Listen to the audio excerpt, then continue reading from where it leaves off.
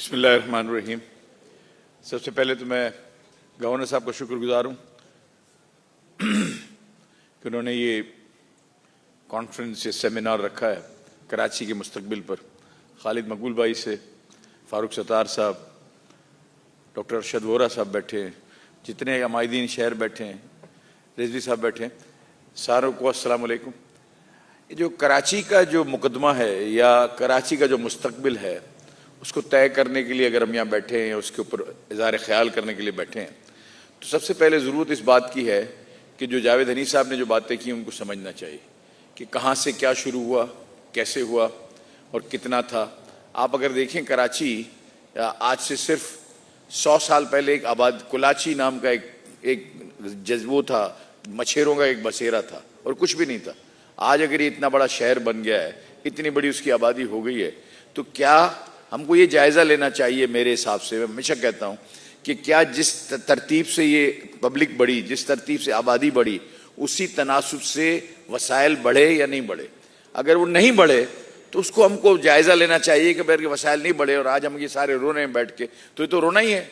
अगर आप उसी तरतीब से अगर नहीं करेंगे, पॉपुलेशन ग्रोथ को अगर कंसिडर करे बगैर आप समझेंगे मैंने K4 बना दिया या K3 बना दिया, K4 कुछ भी बना दिया और जो है ना पानी की किल्लत है तो रहेगी। इसलिए कि कोई गज तराजू नहीं है। गज तराजू होना चाहिए कि भाई पहले 2 लाख आदमी थे, फिर 20 लाख हुए, फिर 1 करोड़ हुए, तो अब जो 20 लाख के ऊपर जितना पानी था वो सफिशिएंट था, 1 करोड़ पे सफिशिएंट कैसे होगा। ये चीजें जो है ना हमने कभी देखी नहीं, तो प्लानिंग नहीं है। देखिए हमने जो है ना मास्टर प्लान बनाते हैं 5 साल, कभी आज तक जो ना फारूक भाई के ज़माने में उस कमेटी का मेंबर था जब वो 5 इयर्स मास्टर प्लान कराची का बनाया था, फिर उसमें कई जगह से कहाँ से उसके ऊपर तरदीदें आती थी, फिर हमने उसको छोड़ दिया भाई ये तो नहीं बन सकता। तो बात ये है कि जो ये यहाँ 5 ईयर प्लान नहीं है सिटी का, कराची सिटी का। कभी ऐसा कोई सिटी आपने देखा है जिसकी आबादी 224 करोड़ हो, 3 करोड़ हो और उसके पास मास्टर प्लान नहीं हो? ऐसा कभी हो सकता है?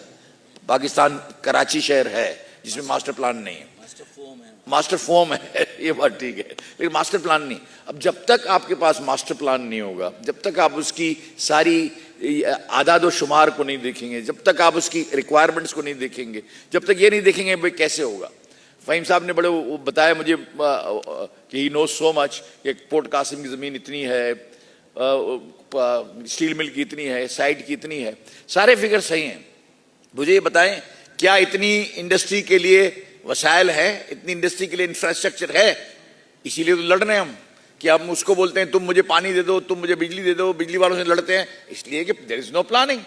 मैं तो ताज्जुब कर रहा था, मैं भी लास्ट में जो दुबई गया तो मेरे बेटे को मैंने कहा यार ये देखो, अब आप उसमें चले जाएं, जो मेन रोड है इनका, क्या नाम है उनका, जो बड़ा रोड है, जो 8 लेन का रोड है, उससे दोनों तरफ बिल्डिंग है, शेख जैद पे दोनों इतनी हाई राइज बिल्डिंग है, सारी इतनी बिल्डिंगें बनी हुई। मैंने इनसे कहा यार ये मुझे ये बताओ कि यार ये कैसे प्लानिंग की है उन्होंने, यानी जहां कुछ नहीं था या जहां छोटे घर थे वहां आज लाखों लोग रहते हैं और एक बिल्डिंग जो है ना 50-50 40-40 फ्लोर की है। उसका सीवरेज सिस्टम का निज़ाम है, उसके अंदर आपके पानी का निज़ाम है, इलेक्ट्रिसिटी का निज़ाम है। कभी 1 मिनट के लिए कभी इलेक्ट्रिसिटी जाती नहीं, ना कभी पानी कम हुआ, ना कभी सीवरेज के प्रॉब्लम हुए। ये क्या है? ये प्लानिंग है ना जी। एक ही रोड के ऊपर मैं समझता हूं लाखों लोग रहते थे जहां 10,000 लोग नहीं रहते थे। आप 8 लेन का उन्होंने जो उस जमाने में बनाया रोड, आज वहां भी बम्पर टू बम्पर ट्रैफिक होती है, लेकिन 8 लेन एक तरफ, 8 लेन आने वाली, 8 लेन जाने वाली। क्या हम कराची उससे बड़ा शहर है या छोटा शहर है? मेरा तो सिर्फ सवाल ये है। अगर उससे छोटा है तो फिर ठीक है, हमारी सड़कें भी ठीक है, हमारे लोग भी ठीक हैं, हमारे एडमिनिस्ट्रेटर भी ठीक है और हमारे लोग भी ठीक हैं, हमारी गवर्नमेंट भी ठीक है। अगर ये नहीं है तो फिर हम सारों को मिलकर बैठकर कोई फैसला तो करना होगा कि अगर हमने इंडस्ट्री चलानी है तो कैसे चलानी है। इंडस्ट्री देखिए ऑप्टिमम लेवल पे अगर इंडस्ट्री नहीं चलती ना, एक आपने इफिशिएंसी बेंचमार्क्स होते हैं, जो मशीनरी मेकर्स होते हैं उनके बेंचमार्क्स होते हैं कि ये मशीन आपकी जो है ना इस हालात में 93% पे चलेगी ऑप्टिमम लेवल। कोई मशीन होती है 95 पे चलेगी, कोई 88 पे चलेगी, ये सारी उसके अंदर सिस्टम्स होते हैं। आप उसी मशीन को अगर आप यहाँ आप देखें तो 60% 65% ऊपर हम एफिशिएंसी नहीं ले सकते, इसलिए कि कभी पावर चला जाता है, कभी फ्लक्चुएशन होते हैं, कभी कार्ड उड़ जाता है, कभी क्या क्या होता है, मतलब प्रोडक्शन की एफिशिएंसी हम रीच कर ही नहीं सकते। ये सारी बातें जो है ना वो क्या करती हैं। इसके बाद आप देखें स्किल लेवल डेवलपमेंट प्रोग्राम कोई है, कोई भी नहीं है। हम हारे आए, हम ही अपने लोगों को बैठ के उसको सुपरवाइजर भी बनाते हैं, उसको आगे भी बढ़ाते हैं। कोई ट्रेनिंग प्रोग्राम नहीं है। गवर्नमेंट क्या करेगी? ट्रेनिंग प्रोग्राम तो करना चाहिए ना उनको कि भाई अगर आपने इंडस्ट्री सही तरीके से चलानी है। लोग बोलते हैं जी मेड इन पाकिस्तान का माल नहीं बिकता, तो भाई बिकेगा कैसे? इन्वायरमेंट तो दे दो, वो एटमॉस्फेयर दो, वो चीजें दो जो कि दुनिया में अवेलेबल है। मैं आपको खाली एक छोटा सा कंपैरिजन बताता हूं।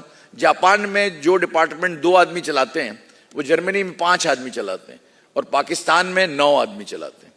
तो 2:9 का फर्क है जापान से हमारे में, और मैं खुद देख के आया हूं। और एक इंडस्ट्री अगर किसी ने देखनी हो तो कराची में है, कराची के पास के इंडस्ट्रियल एरिया में है, जिसको मुराटा जापान चलाता है, वहीं से बैठ के।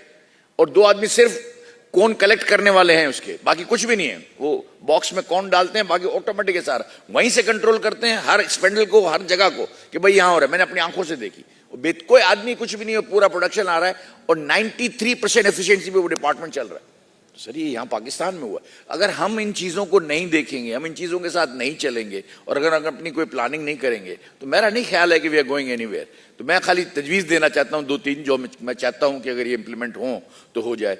सबसे पहले कराची की ज़रूरतों का हमको अंदाज़ा करना चाहिए कि कराची की ज़रूरतें कितनी हैं।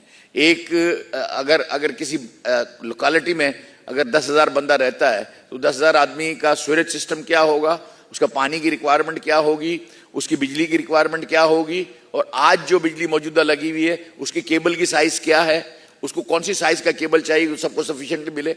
आज हर एक का रोना क्या है, लोड शेडिंग हो जाती है। वो लोड शेडिंग नहीं है, वो जब वो ब्रेकडाउन होते हैं पीछे से, जब फ्लक्चुएशंस आते हैं तो वो एरिया बदल के उसको आगे कर देते हैं। वो ये काम करते हैं। गैस को आपको तज्जिया करना चाहिए कि गैस हमारे पास है कितनी। आप क्यों गैस के कनेक्शन देते हैं जब गैस नहीं है? तो आप गैस के कनेक्शन भी देते हैं। कोई प्लानिंग नहीं है।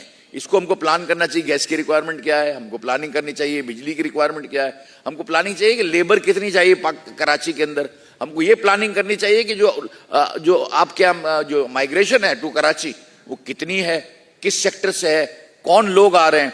आप मुझे बताएं, सेफ सिटी हम बना रहे हैं, मेरी तजवीज़ मैंने दी भी है गवर्नमेंट को भी कि आप सेफ सिटी की जगह पे आप जो है ना, जो बॉर्डर्स हैं कराची की, उनको पहले कैमरे से कवर करें, जितने भी बॉर्डर अंदर आने के कराची के हैं, और उसको आप डेटा बैंक से कनेक्ट कर दें। ऑटोमेटिकली उसका जो है ना, आपका क्रिमिनल आ रहा है कि कौन अच्छा आदमी आ रहा है, बुरा आदमी आ रहा है, ऑटोमेटिक पता चल जाएगा। तो मुझे किसी ने कहा वो कच्चा है, मैंने कहा कच्चे को गज़वा खंदक को याद कर लो, और 8 फुट डीप खंदक खोद दें जितनी जगह बाकी की है उसके अंदर, जब भी कराची को आप सेव कर सकते हैं। कराची सबसे पहले तो सेफ नहीं है, कराची में लॉ एंड ऑर्डर सिचुएशन है। और मैं हमेशा ये कहता हूं एक बात जो पता नहीं किसी को अच्छी लगती नहीं लगती, कि ये जो लॉ एंड ऑर्डर सिचुएशन है, ये एक्सट्रीमिज्म है, ये फंडामेंटलिज्म है, ये सारा जो है ना, एक अंग्रेजी की कहावत है, it is easy to buy empty stomachs. लोगों के पास रोजगार नहीं है, और माँ बीमार होगी तो दवाई के लिए कुछ भी कर जाएगा वो। ये अंदाजा हमको करना चाहिए कि हम क्या कर रहे हैं, हमारी प्लानिंग क्या है। आप 2.5% की पॉपुलेशन ग्रोथ पूरे पाकिस्तान की है, कराची की 3.5% है, क्योंकि वो माइग्रेशन भी है उसके अंदर। तो अगर आप 3.5% लोगों का मतलब आप समझे, 1 करोड़ पे कितने 3.5 लाख लोग हो गए, इसके बाद 7 लाख और 10 लाख लोग हर साल हम ऐड करते हैं, जो कि अदर देन दिस है। तो आप मुझे बताएं कितना बड़ा कंस्ट्रेन है आपकी जो है ना रिसोर्सेज के ऊपर। रिसोर्सेज है नहीं, उसके ऊपर इतना कंस्ट्रेन है, फिर अगर आप उसको नहीं करेंगे तो कैसे होगा। मेरी गुजारिश यही है कि अगर आज की कॉन्फ्रेंस है उसमें रेजोल्यूशन पास किया जाए कि कराची की जो रिक्वायरमेंट्स हैं उनको एनालाइज किया जाए, उनको देखा जाए, और उसको हम कैसे पूरा कर सकते हैं। या हम इंडस्ट्री को कहीं शिफ्ट कर सकते हैं, या लोगों को कहीं शिफ्ट कर सकते हैं, उनको फैला सकते हैं, कोई और तरीक़ाकार निकालें। लेकिन जो लोग रह रहे हैं उनको आराम से तो रहे ना, कुछ उनको जो दुनिया के अंदर वसाइल अवेलेबल होते हैं वो हमको तो अवेलेबल होने चाहिए। और मैं समझता हूँ इसके लिए जो है ना, लोकल गवर्नमेंट्स की भी ज़रूरत हो तो वो करें, और गवर्नमेंट्स को अगर ठीक करना उसको करें, जो करना है करें। लेकिन citizens of Karachi, now it is enough, and enough is enough. लोग बहुत थक गए हैं, अब जो है ना इसके ऊपर कॉन्क्रीट काम होना चाहिए। Thank you very much.